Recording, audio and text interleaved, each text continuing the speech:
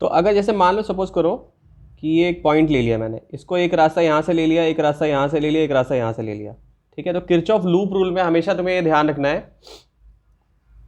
कि सिमिट्री को देखना है।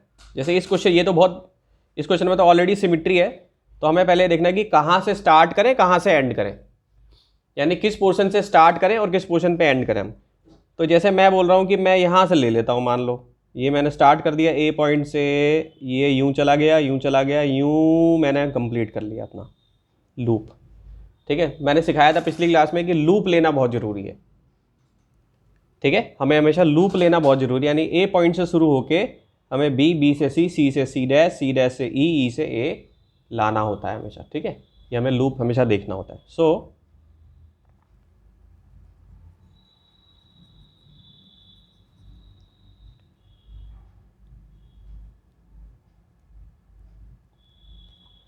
तो मैंने ये लूप ले लिया। अब मैं ऐसा लूप क्यों ले सकता हूँ, क्योंकि हर जगह पे सिमिट्री है। अगर आप ऐसे भी लोगे ना तो भी आंसर आएगा। मान लो ये ले लिया मैंने, एक एंट्री पॉइंट हो गया मेरा, ये मेरा एग्जिट पॉइंट हो गया, ये यहाँ पे पहुँच चला गया मैं, इससे भी आंसर आ जाएगा। समझ रही मेरी बात? तो मैं इसमें जो लूप लेता हूँ, अब इसमें सिमिट्री कैसे है, जैसे यहाँ पे अगर मान लो सपोज करो ये आई करंट है, यहाँ पे आई है तुम्हारा,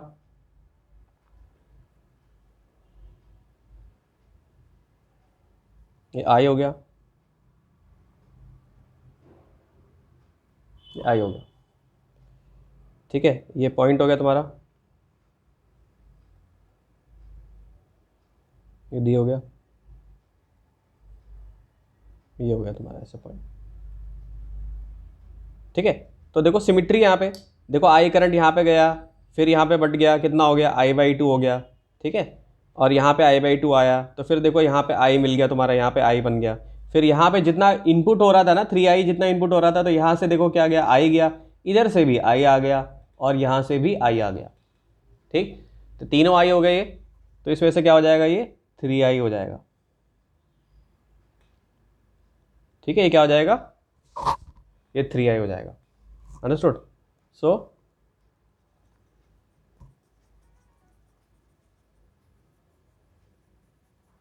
अब हम इक्वेशन बनाएंगे। तो अब जैसे हम इक्वेशन बनाएंगे, loop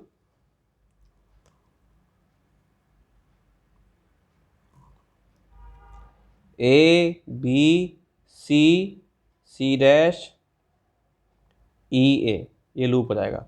loop A B C dash E और ए हो जाएगा तुम्हारा, ठीक है। ये लूप हो जाएगा। तो मैं चाहता हूं कि अब तुम इस लूप की इक्वेशन बना के दिखाओ। तो मेरा सबसे पहले यहां से एंट्री हो रहा है, यहां पे आर की वैल्यू 1 ओम है, तो मैं इस पर आर की value 1 Om the, I current है। तो पहला मेरा करंट का डायरेक्शन भी इधर ही है और मेरा लूप का डायरेक्शन भी इधर ही है। तो ये क्या हो जाएगा, -IR मेरा पहला इक्वेशन बनेगा।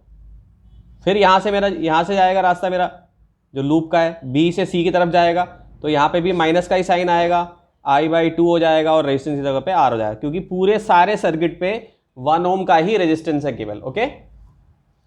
तो आ जाएगा -1/2 R हो जाएगा तुम्हारा। फिर यहाँ पे क्या हो जाएगा, -I और R हो जाएगा, ओके, -I और R हो जाएगा, ठीक।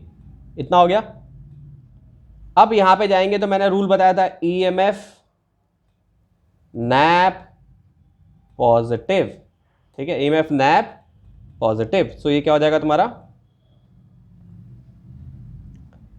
नैप पॉजिटिव में कितना हो जाएगा, ये प्लस पॉजिटिव 10 = 0, क्योंकि किरचॉफ का सेकंड लॉ क्या कहता है कि सारी वोल्टेज को जीरो करना है हमें। ये भी मेरी वोल्टेज हो गई, ये भी मेरी वोल्टेज हो गई, ये भी मेरी वोल्टेज हो गई, ये भी मेरी वोल्टेज हो गई, सबको मैंने कर दिया =0 कर दिया, ठीक है। बन गई इक्वेशन जो है। अब अपनी इक्वेशन से मैच करो कि तुम्हारा ये मैच कर रहा है कि नहीं मैच कर रहा है। अपनी इक्वेशन से मैच करो एक बार। Yes sir. देखो मैच करके। तो इस इक्वेशन के साथ जब हम एलसीएम लेंगे तो ये सारा हमारा एलसीएम आएगा और फिर हमारा आई कितना आ जाएगा, 4 एम्पेयर आएगा। अब हमारे को पता है कि V = क्या होता है, IR नेट होता है ना, IR नेट, ठीक। Yes sir. V = IR net होता है। तो हमें क्या निकालना है, हमें R नेट ही निकालना है। तो अगर हम वोल्टेज को यही रहने दें और करंट I नेट भी हम यहाँ पे देख ले कितना हो रहा है। वोल्टेज तो हमें मालूम है कितनी है हमारी वोल्टेज, 10 वोल्ट है। वोल्टेज कितनी है, 10 वोल्ट है ना। तो ये कितना हो जाएगा, ये V अपॉन आई हो गया, ये हो गया आर नेट। वोल्टेज कितनी हो जाएगी 10, आई की वैल्यू कितनी हो जाएगी 3 इंटू आई हो जाएगी, क्योंकि भाई 12 एम्पियर करंट है ना और 4 एम्पियर करंट है ना आई, तो यहाँ पे इनपुट कितना हो रहा है, यहाँ पे इनपुट हो रहा है 3i, तो हमें ये पूरा नेट लेना पड़ेगा ना। सो ये हो जाएगा तुम्हारा 10 अपॉन, अब इस इक्वेशन को बेटा देखो ऐसे लिख सकता हूँ 10 अपॉन 12 इंटू 1 लिख सकता हूँ ऐसे, और मेरे आर की एक आर की वैल्यू कितनी थी 1 ओम थी, 1 ही थी ना यहाँ पे, तो मैं इसको ऐसे भी लिख सकता हूँ 2 5 10 2 6 12, तो ये क्या हो जाएगा 5/6 आर हो जाएगा तुम्हारा आर नेट। आई बात समझ में, आगे बात समझ में। आर का कैसे? भाई देखो मैथ्स में ऐसा कर सकते हैं ना, जैसे आर की वैल्यू 1 है तो मैंने इसको 1 से मल्टीप्लाई कर दिया, कुछ बदला क्या है इसमें, ये तो यही रहेगा 10/12 भी, और मैंने 1 की जगह पे क्या लिख दिया आर लिख दिया। तो ऐसा मैं क्यों कर पाया, क्योंकि इसमें इस सर्किट में जो अच्छी बात ये है कि एक तो सिमिट्री है, सिमिट्रिक है सर्किट जो है, दूसरा जो इसमें रेजिस्टेंस है वो 1 ओम का है, तो 1 1 1 है तो बड़ा आसान हो गया जो है। लेकिन अगर इसी क्वेश्चन में अगर मैं चेंज कर दूं और आई की जगह पे कुछ और कर दूं, मतलब वैल्यूज बदल दूं यहाँ पे, सॉरी आर की जगह पे कुछ वैल्यूज बदल दूं, यानी इसका 1 ओम कर दूं, इसका 5 ओम कर दूं, इसका 10 ओम कर दूं, तो बदल जाएगा फिर मामला, फिर नहीं हो पाएगा, फिर बड़ी मुश्किल हो जाएगी इसको करने में सॉल्व। ठीक है, समझ गई, क्लियर है? Yes sir. बहुत अच्छे।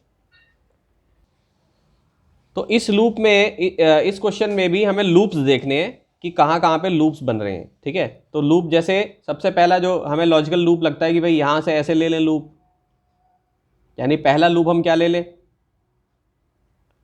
सबसे पहले यही चीज़ देखनी होती है कि लूप कौन कौन सा लें, तो ए से बी, बी से डी, डी से ए, पहला लूप ले लिया। ठीक है, उसके बाद दूसरा लूप क्या है कि इसको अब कोशिश ये करो कि एक को ऐसे ले लिया दूसरे को ऐसे ले लिया, मतलब एक को ऐसे ले लिया दूसरे को ऐसे ले लिया, क्लॉकवाइज एंटी क्लॉकवाइज ऐसे ले सकते हैं। ठीक है, और नहीं तो ऐसे भी ले सकते हैं।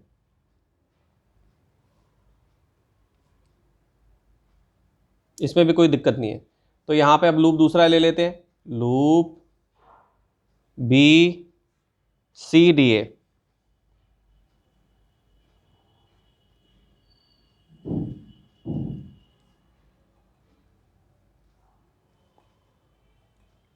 लूप बी सी डी हो गया, और एक लूप ले लूंगा मैं, ए ना लेके बी ले, बी पे एंड करूंगा ना, यहां मैंने गलत ले लिया है गलती से, बी सी डी भी लूंगा मैं इसको, बी सी डी भी हो गया। ठीक है, ठीक है, एक लूप ये ले लूंगा। दूसरा जो लूंगा मैं A B C E F ए, क्या लूंगा मैं, A B C E F A, A B C E F A. ठीक है,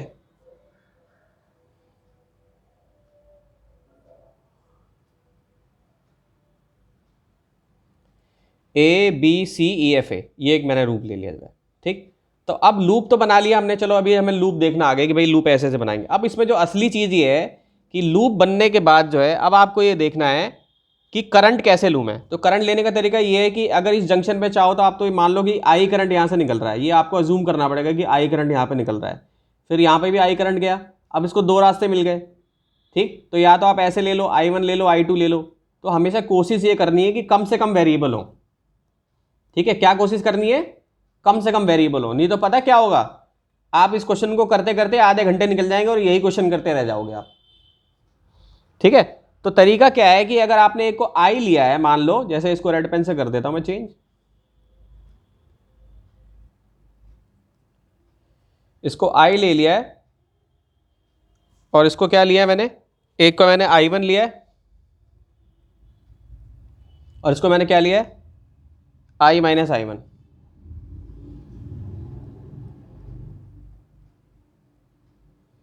ठीक है, अब ऐसा फायदा क्या हुआ देखो, I minus I1 plus I1 करते ही क्या बन गया, ये I बन गया, क्योंकि मुझे यहां पे भी क्या आना चाहिए, यहां पर भी वापस मेरा I ही आना चाहिए।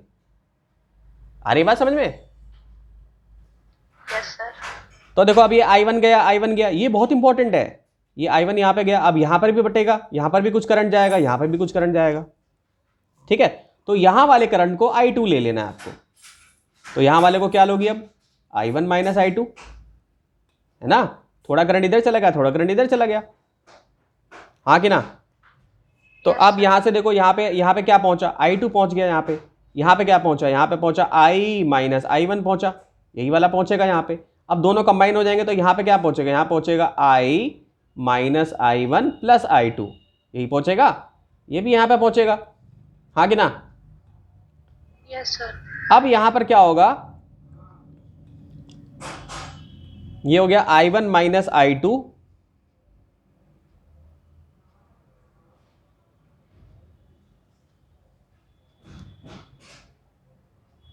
एक सेकंड,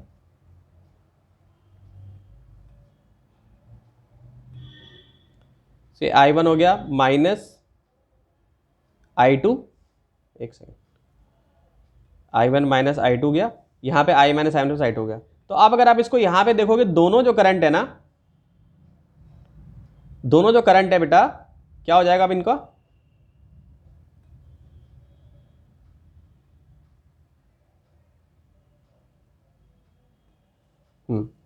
तो दोनों जो करंट है मिलकर क्या बनेंगे? देखो यहां से क्या गया तुम्हारा? यहां से गया I minus I1 plus I2, और यहां से क्या मिला आपको?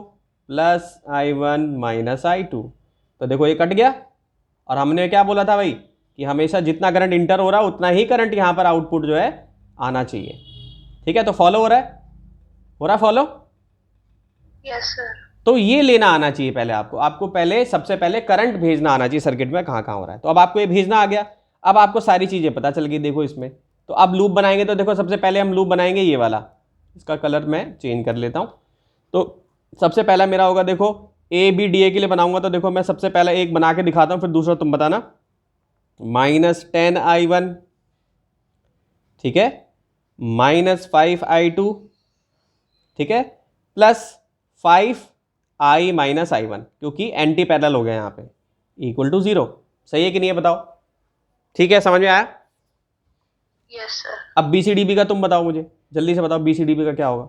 B से C जा रहे हैं तो क्या लूँ यहाँ पे, बताओ क्या लिखूँ? Minus 5I1 minus I2। Exactly, 5I1 minus I2, ये I2 है, ठीक है, माइनस 5I1 माइनस I2। और आगे बताओ, आगे आगे बोलो, ये तो पहला बताया। दूसरा B से C, हाँ, plus 10 plus 10 I minus I1 plus I2। Very good, ठीक है। इसका भी बताओ। माइनस माइनस माइनस 5 माइनस की प्लस, यहां से जा रहे हैं ना हम, माइनस की प्लस, एंटी पैरेलल प्लस हाँ 5। प्लस 5। हाँ, ये गलती नहीं करनी है। देखो गलत, अगर एक जरा सा गलत ले लिया तो पूरा का पूरा आंसर गलत हो जाएगा, और ये न्यूमेरिकल आएगा 5 नंबर में, यही आएगा सीधा, और एक गलती से ना आधा घंटा लग जाता है। तो प्लस लेंगे यहाँ पे।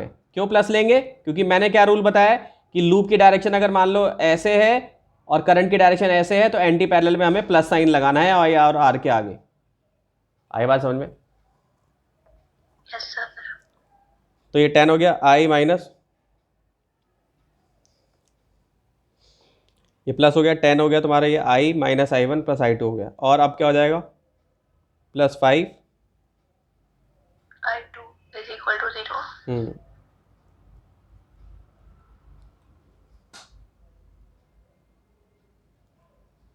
इसका बताओ।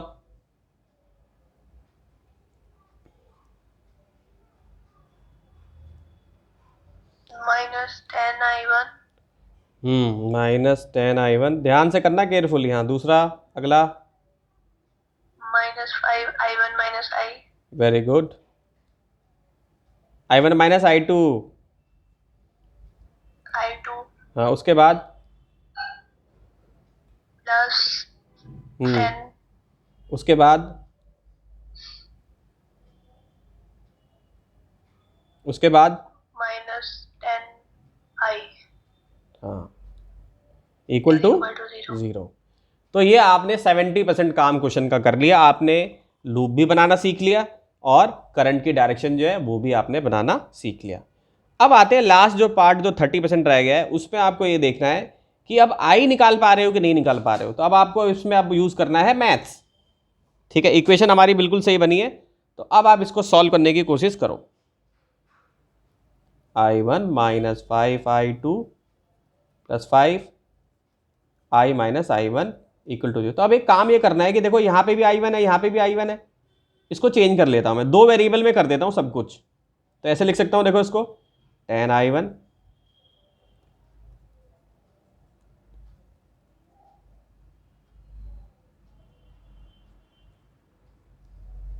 ठीक है, तो कितना हो जाएगा माइनस,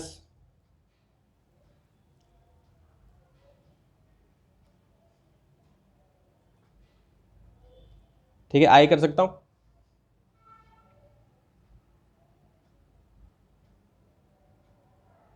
इक्वल टू 0 है। समझ गए, ये बन गया मेरा इक्वेशन। दूसरा ऐसे ही बनाऊंगा, एक ये सिंपल कर टर्म्स में कर लिया, इसका भी बनाऊंगा मैं। ये तो मेरा ये वाला बना है, माइनस 5I1 माइनस 1 का plus 5I2 plus 10I minus 10I1 plus 10I2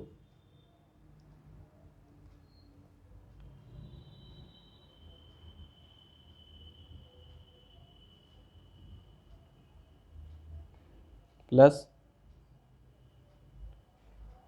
5I2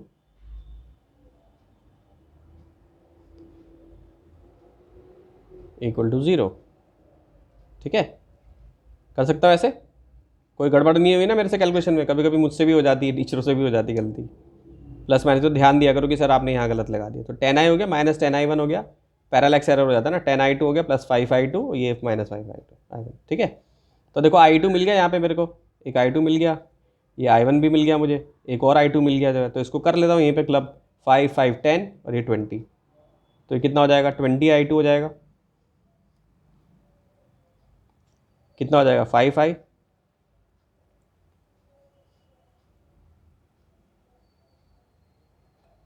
और ये बन गई 0। तो मेरी दूसरी इक्वेशन हो गई। समझ में आया, आ रहा समझ में? Yes sir. तीसरी इक्वेशन पे आ जाओ। थोड़ा टाइम कंज्यूमिंग है, लेकिन देखो ये 3 क्वेश्चन जो कराया ना, तीनों सॉलिड क्वेश्चन कराए हैं मैंने। और ये वाला क्वेश्चन बोर्ड में कभी भी आ सकता है। 10 साल से पहले के पेपर में तो ये क्वेश्चन आया हुआ है, 10 साल में अभी तक नहीं पूछा गया, हो सकता है इसी साल के सीबीएसई के बोर्ड के पेपर में आ जाए। तो बहुत अच्छे क्वेश्चन की कैटेगरी में आता है। तीसरा आप ये कर लेते हैं, माइनस 10I1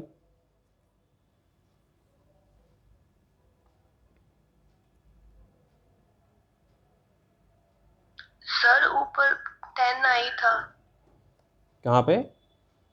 ये वाली इक्वेशन में, जो अभी लास्ट इक्वेशन है। नहीं I1 था बेटा, यहाँ से।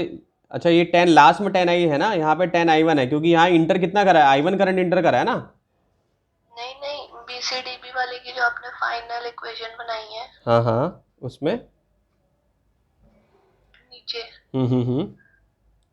ओ सॉरी, हाँ 20 हाँ आई2 हाँ हाँ हाँ प्लस 10 आई। हाँ हाँ हाँ, ठीक है, गुड गुड। सो ये हो जाएगा प्लस 10I हो जाएगा। ठीक है, तो ये माइनस 10I हो गया तुम्हारा, और minus 5I1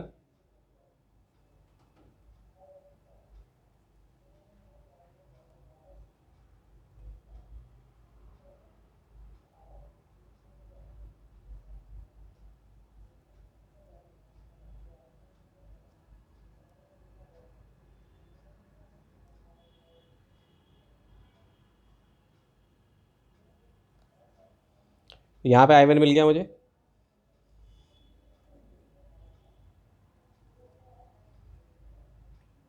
minus 5I2 minus 10I plus 10 equal to 0। तो ये 3 इक्वेशनें आ गई हमारे पास। ठीक है, ये आ गई, एक ये आ गई। ठीक, अब यहाँ पे देखो ध्यान से, तो -15I1 की वैल्यू मैं ये लिख सकता हूँ,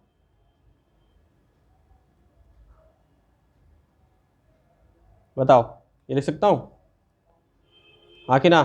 सर ये +5I2 नहीं होगा? कौन सा वाला बेटा? लास्ट इक्वेशन में ये -15I1 +5I2, हाँ हाँ हाँ हाँ मल्टीप्लाई हाँ आगे हाँ हाँ, माइनस माइनस प्लस। सो यहाँ पे ये तुम्हारा जो 20I2 हुआ है, 20I2 क्या हो गया, 10 हो गया तुम्हारा, 5 हो गया, 5 20I2 हो गया, तो 20I2 हो गया प्लस 10I हो गया -15 है, ये वाला कह रही हो, 15I = 0 हो गया, नहीं नहीं, लास्ट वाला ना। थर्ड वाली। तो माइनस और माइनस में तो माइनस का साइन रहेगा, तो -I1 हो गया, -5I2 माइनस ही तो रहेगा, अच्छा हाँ, +5I2 हो जाएगा, माइनस माइनस मिलके प्लस हो जाएगा, बिल्कुल ठीक है, और +10 -10I = 0। तो अब देखो यहाँ से -15I की वैल्यू निकाल ली ना मैंने, तो ये वाली मेरी जो तीसरी इक्वेशन है, ये मेरी पहली थी, ये मेरी पहली इक्वेशन हो गई, ये मेरी दूसरी इक्वेशन हो गई, ये मेरी तीसरी हो गई, ठीक है। अब देखो यहाँ पे भी तुम्हें दिख रहा है, यहाँ पे भी दिख रहा है, तो इससे फ़ायदा क्या होगा कि हम इसको चेंज कर लेंगे, जो है चेंज करके देखते हैं एक बार, इसमें सब्स्टिट्यूट करते हैं एक बार 15I1 की वैल्यू जो है, तो क्या हो जाएगा,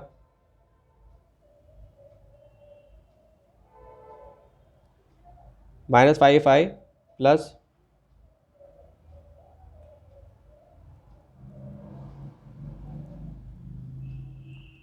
ये कितना हो जाएगा, 5I + 25I2।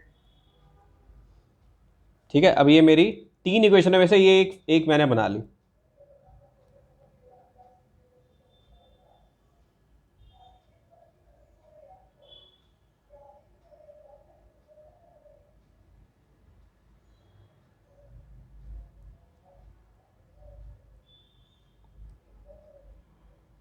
ठीक है, ये बन गया तुम्हारा 10I2 - 15I + 10 = 0, क्लियर है। तो ये मैंने किस में सब्स्टिट्यूट किया था, ये मैंने इसमें सब्स्टिट्यूट किया था, अब यही सेम मैं इसमें भी सब्स्टिट्यूट करूँगा, तो मैं इसमें सब्स्टिट्यूट करता हूँ, ये मेरी इक्वेशन बन गई, इसको x ले लिया मैंने, सो ये हो जाएगा 20I2 + 10I -15I की जगह पे कर दिया मैंने, क्या लिख दूंगा मैं, प्लस में आ जाएगा सब कुछ, 5I2 - 5I,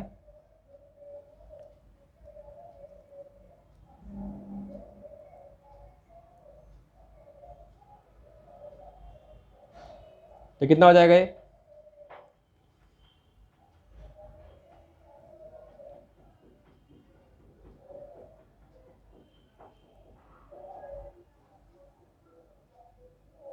अब तुम्हारे पास ये बन गई इक्वेशन y,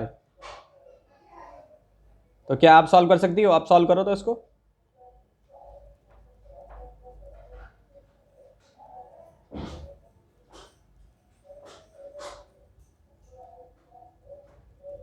आप सॉल्व कर दो इसको स्टूडेंट।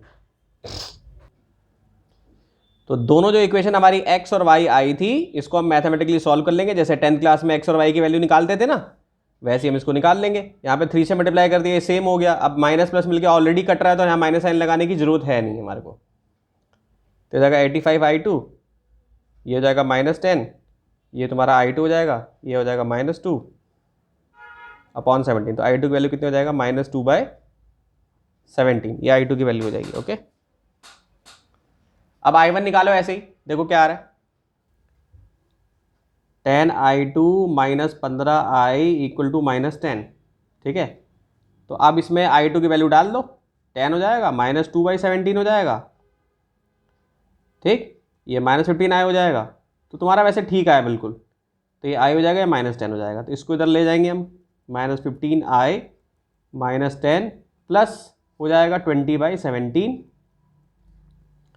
तो हो जाएगा -170 + 20, 17 आ जाएगा, यहाँ पे -I लिख देते हैं, इसको यहाँ पे मल्टीप्लाई कर देंगे 15 से, ठीक है। अब माइनस को यहीं रहने दो, इधर सॉल्व करके कितना आ जाएगा, -150 आ जाएगा, 17 × 15 हो जाएगा, 15 10 जा होता है तुम्हारा 150, I से I ये माइनस माइनस कट जाएगा, तो I की वैल्यू आ जाएगी, कितनी आ रही तुम्हारी, 10/17, ठीक है, तो कितना आसानी से निकल गया, निकला कि नहीं इजीली? Yes sir. हाँ, तो ये बहुत धाकड़ क्वेश्चन है। धाकड़ इस सेंस में है कि है आसानी है लेकिन बड़ा लेंदी कैलकुलेशन है, लेकिन मैंने जो तरीका बताया ना, सिंपल पैटर्न देखो कि देखो इसमें अच्छी चीज़ क्या है कि इसमें भी सिमिट्री मिल गई है, यानी कि एक ही चीज़ सेम चीज़ मिल गई हमें। ठीक है, ये मिल गई, ये मिल गई, ठीक है, ये मिल गया, ये मिल गया, ये भी हो गया I2। यहाँ पे भी पैटर्न जो मिला, मतलब ये तीन जो इक्वेशन है ना, इसको हमें तीनों को फिर इसमें सब्स्टिट्यूशन करना पड़ेगा, जो मैंने यहाँ पे कराया जो है। अगर आपने सब्स्टिट्यूशन नहीं करा तो तीन तीन वेरिएबल बन जाएंगे। समझ गए स्टूडेंट? समझे कि नहीं समझे? Yes sir. चलो बहुत बढ़िया, आप अच्छी बात है, समझ गए। अब आते हैं अगले पड़ाव पे। तो अब आपको व्हीटस्टोन ब्रिज समझने में दिक्कत नहीं होगी व्हीटस्टोन ब्रिज में। तो अब जैसे मैं बोलूँ कि अगर व्हीटस्टोन ब्रिज क्या होता है, तो जैसे आप, मैं इसको सिंपल टर्म्स में बोलूँ कि व्हीटस्टोन क्या होता है। जैसे आप मेरे पास एक अननोन रेजिस्टेंस लेकर आए, जैसे मान लो आप मेरे पास एक रेजिस्टेंस आपको कहीं से मिल गया, आपने बोला सर मुझे ना इसकी वैल्यू पता करनी, तो मैं कहूँ चलो भाई व्हीटस्टोन ब्रिज में इसको इंसर्ट कर दो। तो मैं एक सेटअप लगाऊंगा, ऐसा सेटअप बनाऊंगा, एक गैल्वेनोमीटर यहाँ लगा दूंगा, ठीक, यहाँ पे मैं नॉन रेजिस्टेंस लगा दूँ, एक स्टैंडर्ड आर्म लगा दूंगा, एक नॉन रेजिस्टेंस लगा दूंगा।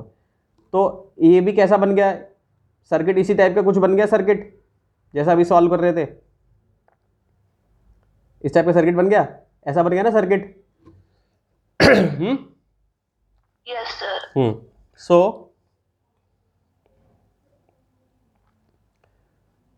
तो व्हीटस्टोन ब्रिज जो है अननोन रेजिस्टेंस को मेजर करने के काम में आता है, और इसमें 4 रेजिस्टर होते हैं। कितने होते हैं? हमेशा 4 रेजिस्टर्स होते हैं, ठीक। तो ये भी किरचॉफ रूल का ही बहुत बड़ा एप्लीकेशन है। मीटर ब्रिज भी इसी का एप्लीकेशन है, ठीक है। तो अब आप इसको देखें ध्यान से, यहाँ पे A B D A, तो एक्चुअली में व्हीटस्टोन ब्रिज में क्या होता है कि हमें भी लूप लेना होता है। जैसे पहले लिया ना हमने, तो एक लूप हम क्या लेंगे, ये ले लेंगे, एक लूप क्या ले लेंगे हम, ये ले लेंगे, ठीक है, 2 लूप ले लेंगे हम। सो ये हो गया I1 R1 हो गया, ये हो गया 0, ये हो गया I2 R2 और इक्वल टू 0। तो मैंने लूप बनाना सिखाया तुम्हें, जैसे अगर A D B A को अगर कंसीडर करें तो A से D जाने तो माइनस I1 हो जाएगा और R हो जाएगा R1, बताओ हो जाएगा। अब गैल्वेनोमीटर में व्हीटस्टोन ब्रिज की क्या प्रॉपर्टी होती है कि अगर यहाँ पे पोटेंशियल सेम होगा तो गैल्वेनोमीटर नल डिफ्लेक्शन शो करता है, यानी 0 पे रहता है हमेशा, ठीक है। सो क्या हो जाएगा, ये 0 हो गया प्लस 0 हो गया, ठीक। यहाँ पे क्या होगा, प्लस हो जाएगा, तो ये क्या बन जाएगा I2 R2 और इक्वल टू क्या हो जाएगा 0। तो ये इक्वेशन बन गई तुम्हारी, ऐसे बनी ना। ऐसे ही दूसरी इक्वेशन भी बनानी है हमें। दूसरी इक्वेशन कैसे बनेगी? दूसरी हमारी बनेगी ये वाली, C से B, B से D, D से C, और C से फिर से C से B, C से B पे शुरू हुए, C से B पे गए, B से D पे गए, D से C पे गए, ठीक है। सो इस केस में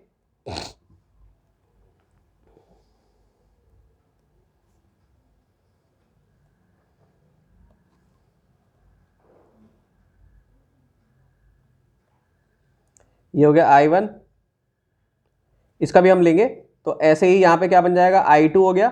अब यहाँ पे देखो, तुम सोच रहे हो कि सर I2 यहाँ पे I4 को आपने कैसे ले लिया, तो जब ये सब कुछ, जब यहाँ गैल्वेनोमीटर नल डिफ्लेक्शन शो करेगा तो यहाँ पे 0 होगा, यानी इसकी तो कोई वैल्यू नहीं होगी।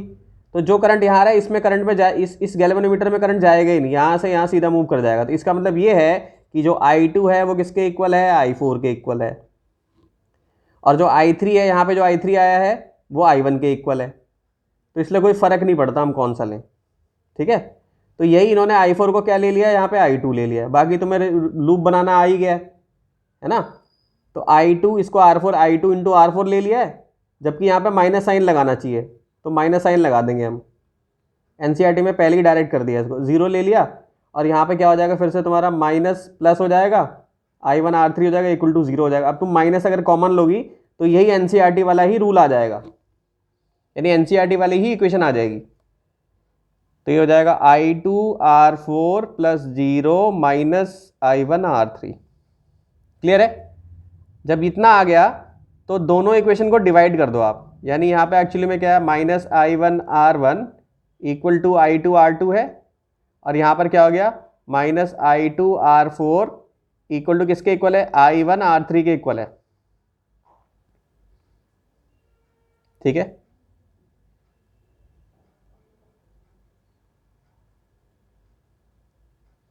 क्लियर है? दोनों को डिवाइड करोगे तो ये आपका आंसर आ जाएगा। ठीक, तो इन दोनों इक्वेशन को हम इजीली कर सकते हैं क्योंकि आपस में इक्वल भी है, तो ये इक्वेशन हमारी बन जाएगी। तो यही, अब एक से हमारी ये आ गई इक्वेशन, एक से हमारी ये इक्वेशन आ गई। समझ में आ रहा है ना? अगर नहीं समझ में आ रहा तो और इलेबोरेट करके समझा सकता हूं। ये दूसरी बन गई इक्वेशन। सर एक बार फिर से बता दो। फिर से शुरू से? चलो नहीं, बीच में वहां पे नल डिफ्लेक्शन का आ रही थी क्या? चलो चलो बिल्कुल सही है, देखो बताता हूं। देखो कॉन्सेप्ट ये है बेटा कि